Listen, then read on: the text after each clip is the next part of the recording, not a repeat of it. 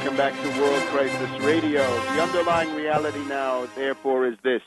Obama has declared all-out war against Pakistan, except that it's an oblique war waged through Afghanistan, and the technique is to take the existing civil war inside Afghanistan and to export that massively, to continue to export it into Pakistan to the point where Pakistan sinks into chaos and civil war so that no pipelines, no railroads, no economic development can go on. Why not attack Pakistan directly? Easy answer. The U.S. is too weak. Pakistan is too big, and the U.S. is too weak. The logistics are a nightmare, needless to say. And here's the heart of the matter. Pakistan is a nuclear state. Pakistan has a nuclear arsenal. All this brouhaha, this endless battage about the so-called dangers to the Pakistani nuclear forces. This has everything to do with the fact that the U.S. fears those nukes. In other words, nuclear deterrence is working. The U.S. is deterred by the Pakistani nuclear forces. These prevent a direct attack. Suppose you wanted to assemble a Normandy-style invasion fleet in the waters off Pakistan, right, in the Indian Ocean and the Arabian Sea, off the mouth of the Indus River there, right, Karachi port in this area. Well, of course, one or two even small nuclear weapons in the middle of that invasion fleet, and there is no more invasion fleet. You cannot attack Pakistan directly because Pakistan enjoys the advantage of nuclear deterrence. Ali Bhutto, in retrospect, is vindicated. He has given his country at least that much of a dimension of strength.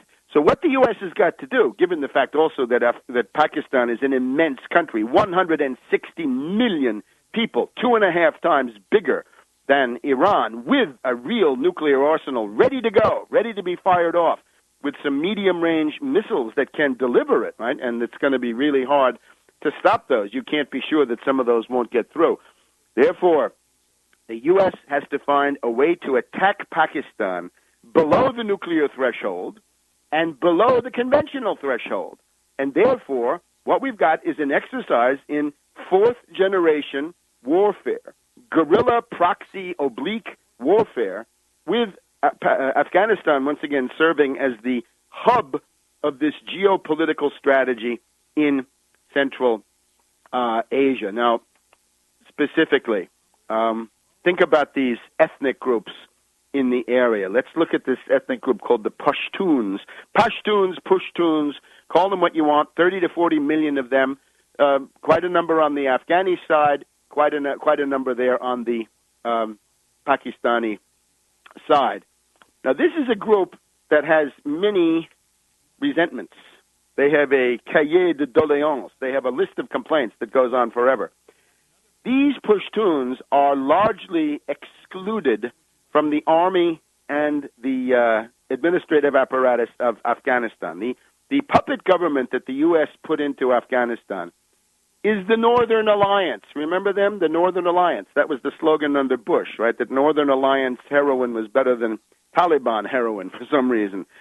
So this Tajik-based Northern Alliance from northern Afghanistan are the officer corps. I think they have some Khazars and you have some Tajiks. Those are the officers. The Pashtuns don't get to be officers. Now, Karzai is an exception because he is a Pashtun.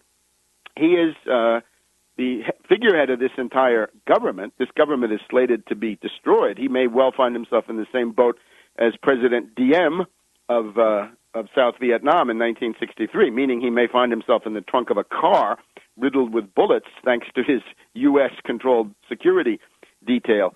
But specifically, the Pashtuns are alienated from the Kabul central government of Afghanistan. This is why the Taliban are so powerful in this Helmand Valley, Helmand province, and such border areas. It's another way of saying that there are Pashtuns there, and there are Pashtuns on the other side. What does it look like if you're a Pashtun in Pakistan? You're also alienated because the Pashtun perception on the Pakistani side is that the central government in Islamabad is controlled by Punjabis. Remember the main ethnic groups of Pakistan. We have the Pashtuns. They are unhappy. We have the Baluchis. They are unhappy. We have the Sindhis. They were the basis of the Bhutto family, the Benazir Bhutto and so forth. They're now not too happy. But the Punjabis are the ones who control largely the Pakistani military. At least this is the tendency. So you have this Pashtun population on both sides of the border, and they are not happy campers. The entire essence of the U.S. policy is to goad the Pashtuns into a frenzy of discontent, resentment, and guerrilla warfare. First of all, by occupying the areas where there are Pashtuns. Look at that map. They say this is to control populations. No. This is a strategy designed to antagonize, to cause a backlash among the Pashtuns, to drive the fighters certainly into Pakistan as much as possible, right? The Taliban fighters are going to be pushed across the border into Pakistan by the presence of this extra 100,000 Soldateska, 115,000, whatever it gets up to, the U.S. NATO invasion force reaching about the same level as the Soviet Union.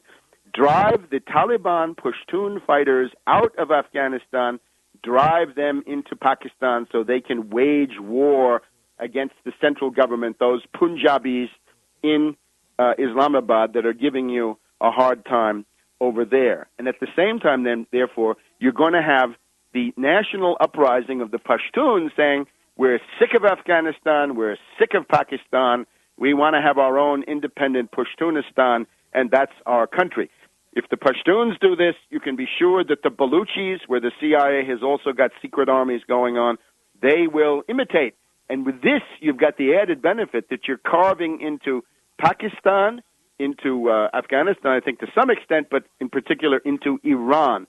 So what you've done is started a process for the breakup of Afghanistan, the breakup of Pakistan, which is the main immediate goal, and indeed the breakup of Iran, right, with those peripheral non-Persian nationalities of Iran being subjected to this process of radicalization and civil war and chaos all around.